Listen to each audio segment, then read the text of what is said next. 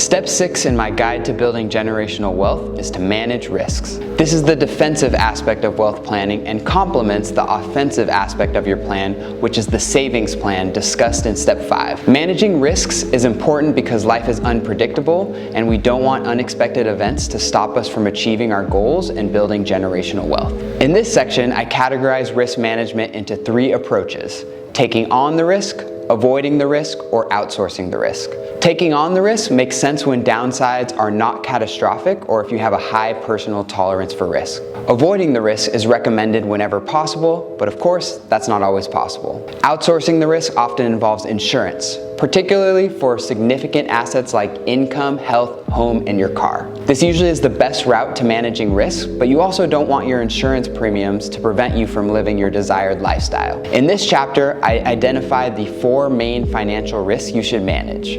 They include loss of income, major expenses, inflation, and market volatility. Managing your risk is a key pillar in building generational wealth. In conclusion, I recommend that everyone assess your top risks, formulate a risk mitigation strategy for each one, and consider working with a certified financial planner for expert guidance. My aim as I create this step-by-step guide is to guide someone starting from zero toward the path of generational wealth. I'll be releasing a blog post on our website and a YouTube video for each chapter.